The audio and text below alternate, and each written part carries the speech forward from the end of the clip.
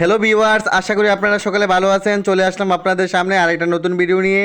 আজ আপনাদের দেখাবো জালি কুমড়া তরকারি রান্না করে। জালি কুমড়াটা দেখতে খুব বড় এবং সুন্দর ছিল। তো মা প্রথমে জালি কুমড়াটাকে দুই ভাগে ভাগ করে নিল আর এখন এটাকে ছুলিয়ে নিচ্ছে।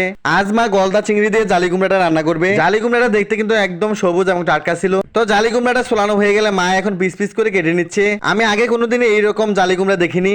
এটা দেখতে অনেকটা লাউয়ের মতো লম্বা আকৃতির ছিল। আমাদের নরসিংদীতে এটাকে চাল কুমড়া বা জালি বলে থাকি। তো এইভাবে সবগুলো জালি কুমড়া কাটা হয়ে গেলে মা এখন এর মধ্যে পানি দিয়ে দিচ্ছে। এটাকে মা এখন ভালো করে ধুয়ে নিবে। 2-3 বারের মতো সবজিগুলোকে ভালো করে ধুয়ে নিতে হবে। আর সবজিগুলো ধোয়া হয়ে গেলে মা এখন এটাকে একটা পাতিলার মধ্যে নিয়ে নিচ্ছে। আর রান্নার জন্য জালি কুমড়া একেবারে রেডি হয়ে গেছে। এইদিকে মা গলদা চিংড়িগুলো কেটে পানির মধ্যে রেখে দিল। মা জালি কুমড়া রান্না করার জন্য কয়েকটা পেঁয়াজ কেটে নিচ্ছে। এখন চুলার মধ্যে একটা পাতিলা বসিয়ে দিল মা, আর এর মধ্যে তেল দিয়ে দিচ্ছে। তেলটা গরম হয়ে আসলে এর মধ্যে পেঁয়াজ কুচিগুলো দিয়ে দিল। পেঁয়াজ কুচি হালকা ভাজা হয়ে গেলে মা এখন গলদা চিংড়িগুলো দিয়ে দিল। গলদা চিংড়িগুলোকে কয়েক মিনিট ভেজে নিবে। যতক্ষণ পর্যন্ত গলদা চিংড়িগুলো লাল হয়ে না আসবে ততক্ষণ পর্যন্ত এটা চুলার মধ্যে রেখে বারবার নেড়ে চেড়ে দিতে হবে। মা এখন পরিমাণ মতো লবণ দিয়ে দিল। এরপর দিয়ে দিচ্ছে মা হলুদ গুঁড়া, মরিচ গুঁড়া। এখন মা সামান্য পানি দিয়ে দিবে। পানি দেওয়া হয়ে গেলে মা এখন দিয়ে দিবে হজের গুঁড়া। সব ধরনের মশলা দেওয়া হয়ে গেলে মা এখন এটাকে কষিয়ে নিচ্ছে। মশলাটা ভালো করে কষাতে হবে। কষানোর আগ পর্যন্ত মা এর মধ্যে জালি কুমড়াগুলো দিবে না। মশলা কষে যখন বাড়ি হয়ে আসবে তখন মা এর মধ্যে জালি কুমড়াগুলো দিয়ে দিচ্ছে।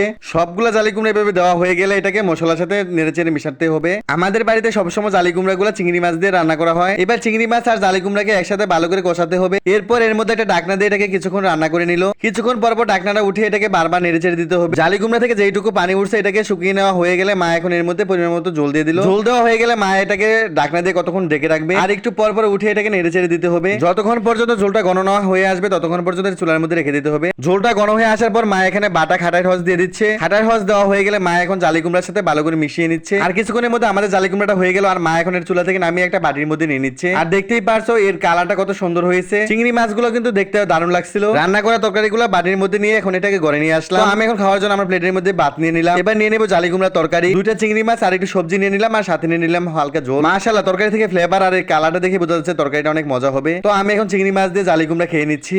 আর চিংড়ি মাছ দিয়ে জালি কুমড়া খাওয়ার স্বাদে কিন্তু আলাদা। আমি সাথে নিয়ে নিলাম 1 পিস লেবু। এরপর ঝোলের সাথে ভাত মেখে একটু একটু করে চিংড়ি মাছ নিয়ে খেয়ে নিলাম খুব মজা করে। আমার কাছে তো তরকারিটা খেতে খুবই মজা লেগেছে। আপনাদের কাছে কেমন লেগেছে অবশ্যই কমেন্টসে জানাবেন। তো সেই পর্যন্ত সবাই ভালো থাকবেন। দেখা হবে কোনো নতুন ভিডিওতে। আল্লাহ হাফেজ।